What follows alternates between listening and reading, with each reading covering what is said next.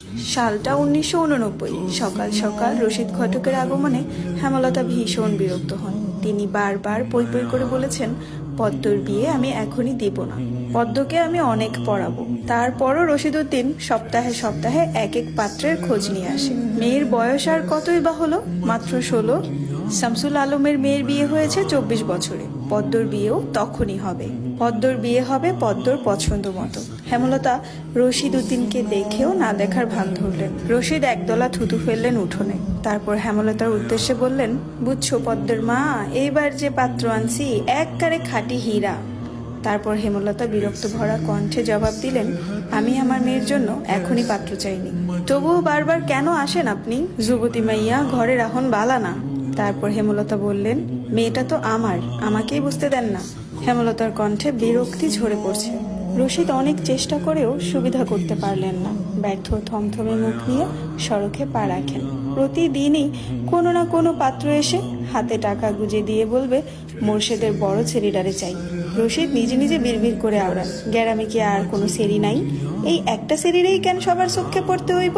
চাইলেই কি সব পাম যায়? পূর্ণা স্কুলের জামা পরে পদ্মজাকে ডাকলো, আপা, এই আপা, স্কুলে যাবি না? আপারে। পদ্মজা পিট পিট করে চোখ খুলে কোনো মতে বলল, না। পরপরই চোখ বুজে ঘুমে তলিয়ে গেল। পূর্ণা নিরাশ হয়ে মায়ের রুমে আসে। আম্মা, আপার কি হইছে, স্কুলে যাইব না? হেমলতা বিছানা ঝাড়া রেখে পূর্ণার দিকে কড়া চোখে তাকান। রাগী স্বরে বলেন, যাইব কি, যাবে বলবি। পূর্ণা মাথা নত করে ফেলল। হেমলতার করা আদেশ, মেয়েদের পড়াশোনা করাচ্ছি, অশুদ্ধ ভাষায় কথা বলার জন্য নয়, শুদ্ধ ভাষায় কথা বলতে হবে। পূর্ণা মাথা নত করে দেখে হেমলতা তৃপ্তি পান। তার মেয়েগুলো মন্যতা চিনে খুবই অনুগত। তিনি বিছানা ঝাড়তে ঝাড়তে বলেন, পদ্মের শরীর ভালো না, সারা রাত পেটে ব্যথায় কাঁদছে, থাকুক, ঘুমাক। পূর্ণার কিশোরী মন বুঝে যায় পদ্মজা কিসের ব্যথায় কেঁদেছিল। সে রাতে নানাবাড়ি ছিল বলে জানতো না, ভোরেই চলে এসেছে। নানাবাড়ি হেঁটে যেতে 5 মিনিট লাগে। পূর্ণাকে চুপচাপ দাঁড়িয়ে থাকতে দেখে হেমলতা বলেন, তুই যা, মাথা নিচু করে যাবি, মাথা নিচু করে আসবি। আচ্ছা আম্মা। পূর্ণা রুমে এসে আয়নার সামনে দাঁড়ালো, নিজেকে খুঁটিয়ে খুঁটিয়ে দেখলো। এরপর গত মাসে মেলা থেকে আনা লাল লিপস্টিক গাঢ় করে ঠোঁটে মাখে। 14 বছরের পূর্ণা ইদানিং খুব সাজতে ইচ্ছে করে। হেমলতা সেজেগুজে স্কুলে যাওয়া পছন্দ করেন না বলে পূর্ণা আগে থেকে লিপস্টিক মাখেনি। টিনের দেয়ালে কাঠের ঘড়ির কাঁটায় 10টা বাজলো মাত্র, এখনো পদ্মজা উঠল না। হেমলতা মেয়েদের রুমে ঢুকেন। পদ্মজা 2 হাত ভাঁজ করে ঘুমাচ্ছে।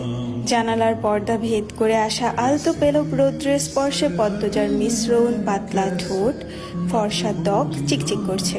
হেমলতা বিসমিল্লাহ বলে 3 বার ফু দেন মেয়ের শরীরে।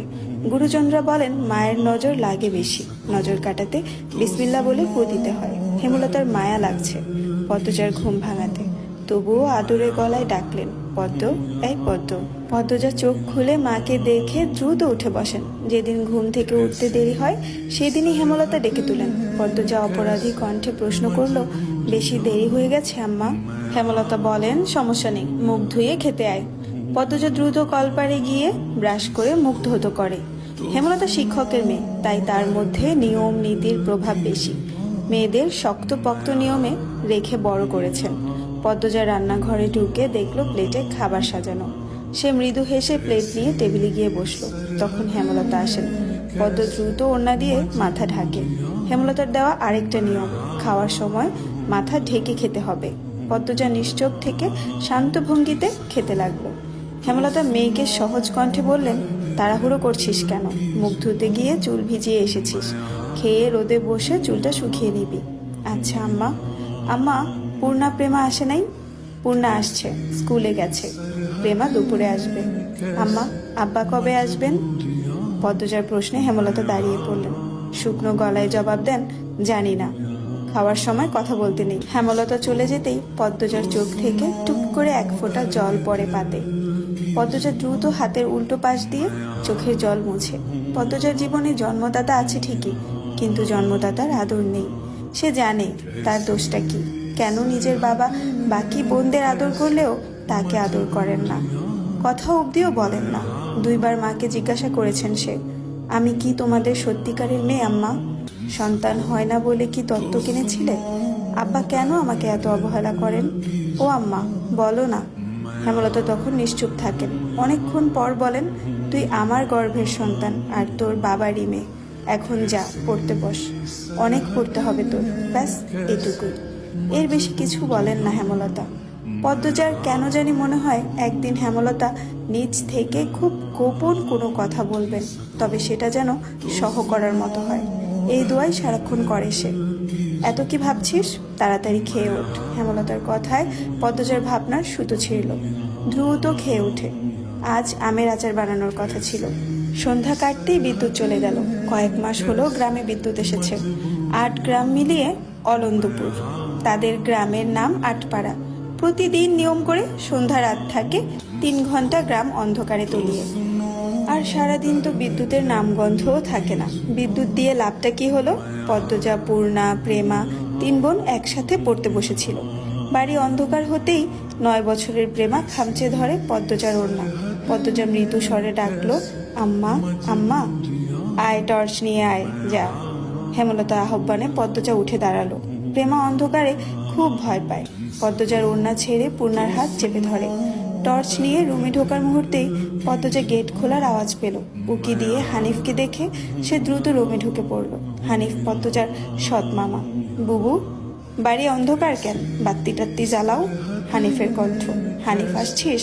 হেমলতার রুম থেকে বেরিয়ে পড়লেন, হাতে হারিকেন। হানিফ সবকটি দাঁত বের করে হাসলো, বলল, হ, আমি।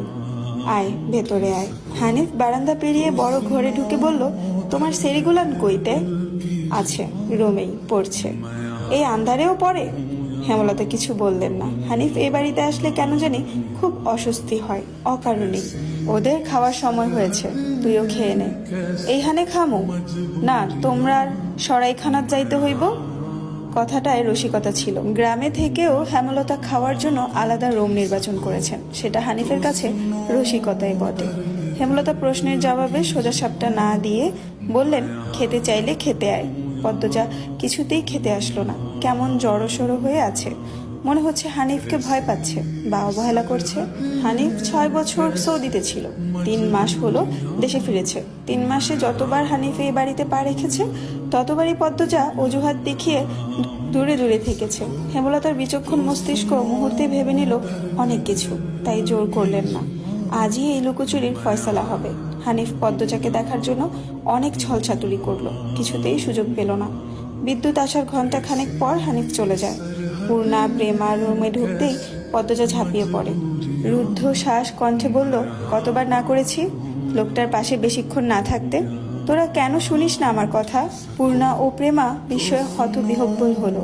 পদ্মজা কখনো তাদের এমন নিষেধ দেননি, তাহলে এখন কেন এমন বলছে? হেমলতা রুমে ঢুকতেই পদ্মজা চুপসে গেল। পদ্মজা, আমার রুমে আয়। মায়ের এমন কঠিন কণ্ঠ শুনে পদ্মজার কলিজা শুকিয়ে আসে। হেমলতা নিজের ঘরে চলে যান। হেমলতা মেয়ের দিকে তীক্ষ্ণ দৃষ্টিতে তাকিয়ে আছেন। পদ্মজা নতজানু হয়ে কাঁপছে। সুন্দরীরা ভীতু আর বোকা হয়, তার দৃষ্টান্ত প্রমাণ হলো পদ্মজা। হেমলতার খুব মায়া হয় পদ্মজার সাথে উঁচু কণ্ঠে কথা বলতে। পদ্মজা রূপসী বলেই হয়তো। গোপনে আবেগ লুকিয়ে তিনি বজ্র কণ্ঠে প্রশ্ন করলেন, কি লুকাচ্ছিস? হানিফের সামনে কেন যেতে চাস না? সে কি করেছে? পদ্মজা ফোপাতে থাকে। হেমলতা সেকেন্ড কয়েক সময় নিয়ে নিজেকে সামলান। কণ্ঠ নরম করে বলেন, হানিফ ধরিবাজ লোক, সৎ ভাই বলে বলছি না। আমি জানি তার ব্যাপারে যে কোনো কথা আমার বিশ্বাস হবে। তুই বল, কি লুকাচ্ছিস? মায়ের আদরে কণ্ঠে পদ্মজা আচমকা বাঁধ ভাঙা নদীর মতো হু হু করে কেঁদে উঠল। হ্যালো।